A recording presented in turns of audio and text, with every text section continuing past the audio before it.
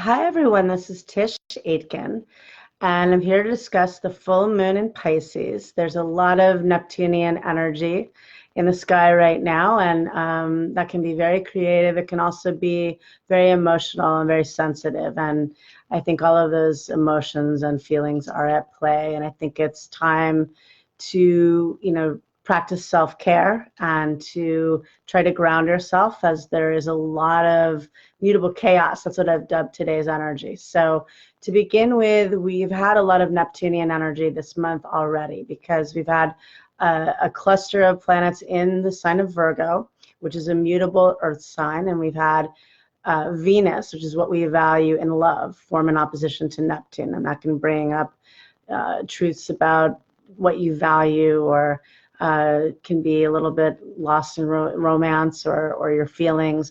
We've had Mercury oppose Neptune, which can be confusion, and again, confusion and deception can be uncovered. We've had the Sun in Virgo oppose Neptune. We've had, now we're going to have Mars oppose Neptune tomorrow on the day of the full moon. And so it is very confusing, and you can see that I'm embodying this energy right now. So, but it is very creative. It's really creative. And when I was a kid, my mom had me convinced for the first few years of my life that Peter Rabbit was my best friend, and I think he's here right now. So anyway, I think it's a time of a lot of loss on some level. It's very much connected with music because Pisces is ruled by Neptune, which is the higher octave of Venus, and I always associate that with music and with the high, the fine arts, but definitely music and photography and poetry. And we lost Eddie Money today, and I know others that are going to funerals, unfortunately, and there's loss connected with this. There's very much a time to tune into music and meditation and chanting, and that's a way to elevate this energy. And the higher level of Neptune is spirituality, and it is music, it is creativity, and this is a very creative full moon. So we have the full moon occurring at 21 degrees and 5 minutes of Pisces, and that occurs on September 14th at 12:33 a.m. Eastern Daylight Time. And this full moon has Cancer rising, so the moon rules the chart, and the moon in Pisces is up above. It's very elevated and pronounced, and it's conjunct Neptune, and Neptune is the ruler of Pisces. So this really amplifies this intuitive, it's very intuitive and psychic energy. It's highly sensitive, probably the most sensitive of the water signs. And Pisces, is a mutable water sign. So your emotions will run the gamut, and it's opposite the sun, obviously, that defines a full moon, but the sun is conjunct Mars in Virgo. So there can be a little bit of diminished vitality with this. There can be, some people could have displaced anger, with Mars conjunct the sun opposite Neptune. It might be unfounded, and there are 7 planets in Earth right now. So in spite of things feeling like you're at sea, we've got the sun, let me see here, the sun, Mars, Mercury, and Venus in Virgo, which is a mutable earth sign. And we've got the stellium in Capricorn, which we've been working with for a while. We've got Saturn and Pluto in Capricorn, and that's restructuring and transforming through responsibility and facing your life choices and karma.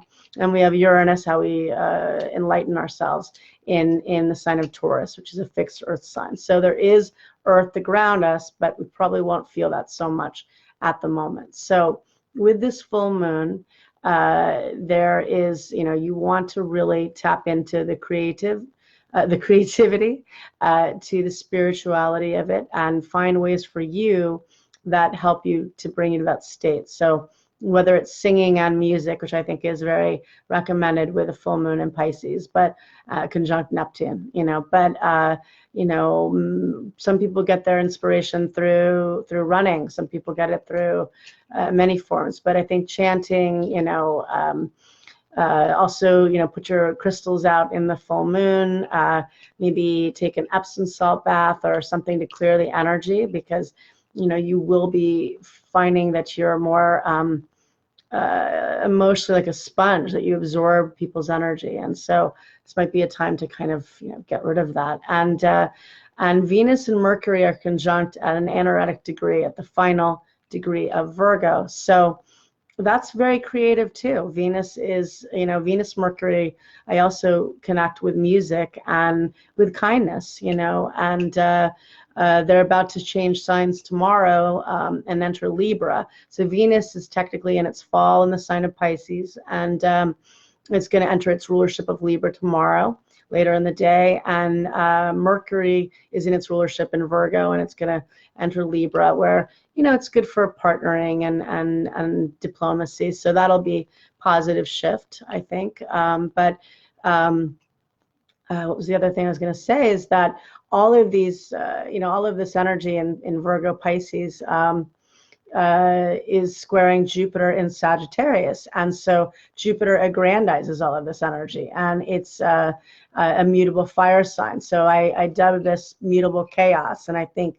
that my friend said it's a good name for a band, and I really concur with that. But it is, we can feel ourselves on one level feeling very grounded and getting a lot accomplished, planning, and then we can feel ourselves out in the skies with Peter the Rabbit, and then maybe we vacillate between the two. But I think it's also there's a Sun-Pluto trine right now, so this helps to empower us with all these shifts and things going on. And we're also approaching later in the month, Jupiter is going to square Neptune exactly on September 21st.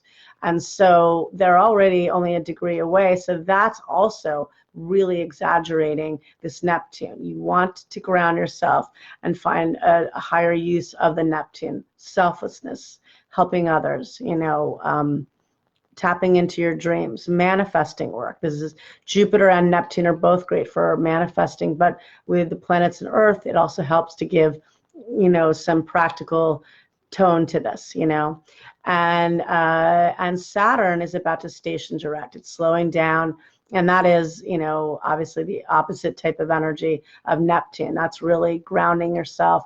That's about facing your responsibilities. That's not about tuning out. And Saturn stations direct on September 18th at 13 degrees of Capricorn, and it is only a couple of degrees away from the south node of Karma, and that is letting go. That is focusing on what no longer serves you, whether it's behavioral patterns or relationships. This stellium in Capricorn does fall in the 7th house of partnerships. So, or it's restructuring how you are going to approach your relationships and how you can let go of things that are blocking you with that. So this is very much a time of tapping into the dream and feeling your emotions, but not getting lost in it, because it will, eventually it's going to leave. And, so it is a matter of perspective. And with Neptune energy, sometimes it's hard to be objective about that. So,